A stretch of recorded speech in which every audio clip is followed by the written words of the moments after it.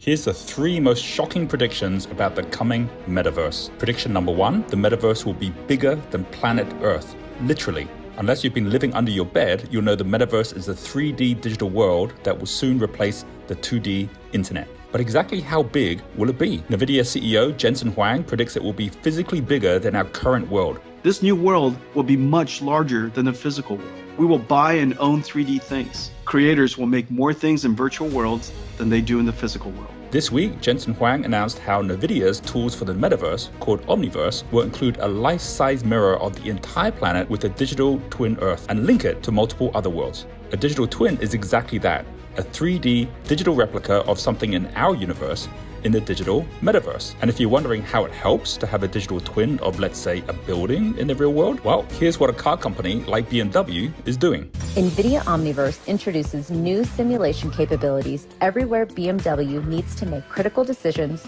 and introduce automation. Spanning every aspect of the BMW factory of the future, Omniverse allows BMW to collaborate and simulate from the entire plant level down to comprehensive engineering detail. Right, so maybe that's helpful. But seriously, a digital twin of an entire city? Why would anyone want that?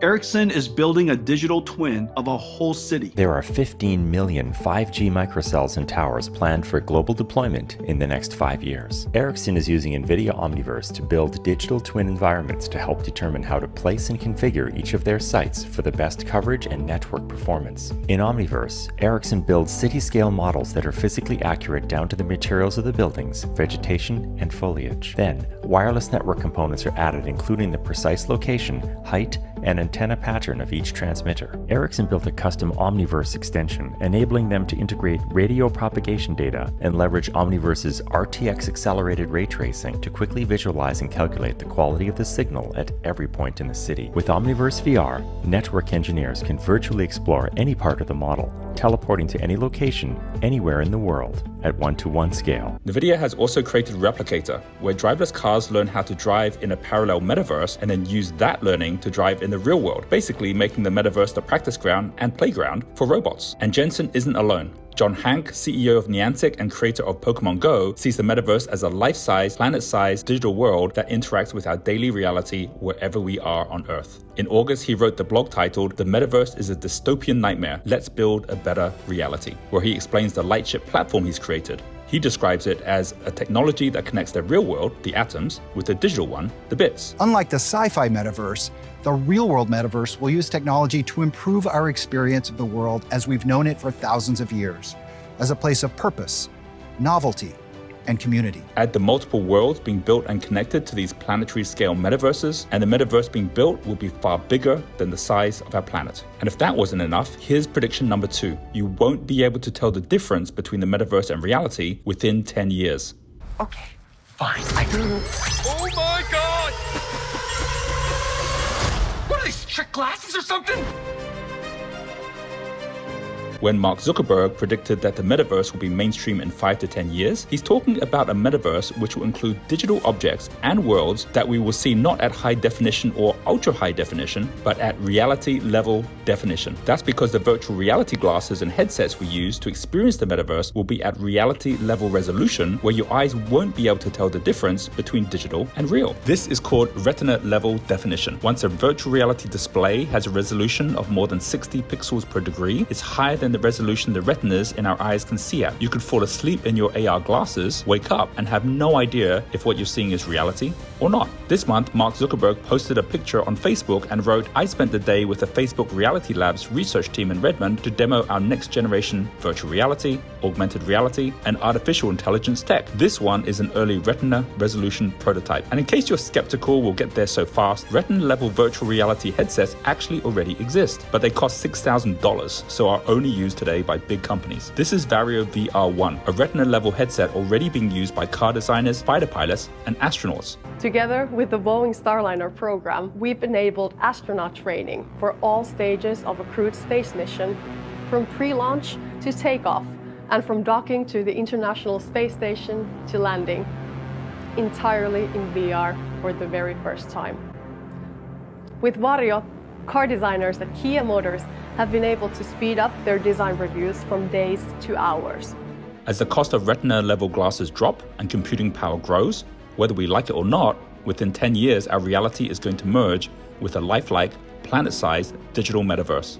One in which we can interact with anyone, anywhere, and where we can teleport and time travel to any place, anytime. And if the scale and speed of the coming metaverse isn't shocking enough, here's prediction number 3. In the next 10 years, digital currencies and the meta economy will grow so big, billionaires in the metaverse will exceed billionaires in the real world. This year, digital artist Beeple saw an NFT of his digital art sell for a record $69 million. The person who bought it? 32-year-old Meta Kovan. He's now making this $69 million piece of art open to all in the metaverse in a virtual museum. This is what he said about the number of people becoming billionaires in the metaverse. Say that one more time. 2,000 so billionaires? There'll be 2,000 billionaires when Bitcoin hits $1 million.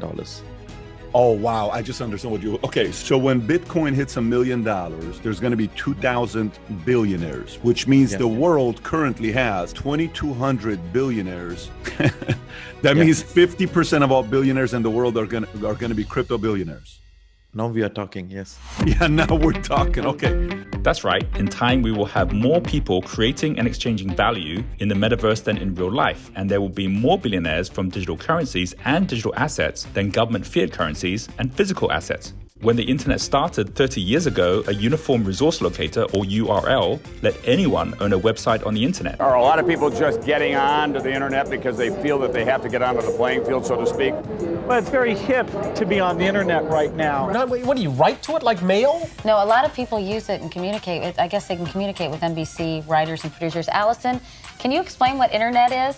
Internet, schminternet. Now that the metaverse has started, the blockchain lets anyone own a Bitcoin or cryptocurrency. And now NFTs or non-fungible tokens lets anyone own any unique digital object in the metaverse. While there's over 1 billion websites, there will be over 1 trillion digital assets. This year's boom in NFTs is linked to the boom in the metaverse. And it all begins with art, because we're living in a new renaissance. Virtual world, I'm a huge fan of this idea of the metaverse. It's a borderless world, right? Where there is very little censorship. And the younger generation are always looking for some kind of defiance. And this defiance, usually in the physical world, could become violent and could create a lot of issues.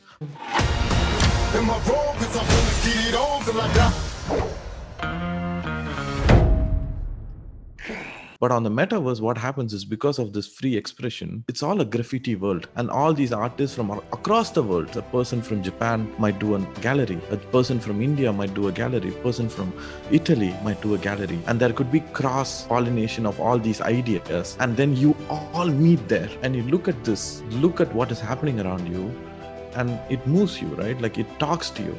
So it's basically, we are just discovering art again, a spot in the virtual world because it's owned by you through an NFT. NFTs need not be just art, it can represent the land title in the virtual world. No one can just take that away from you. And so you can give that as your address. A URL that points to the spot in the metaverse can be the address of an artist. So you know that you can find him and you can let him talk to you through his work all the time by just visiting that URL again.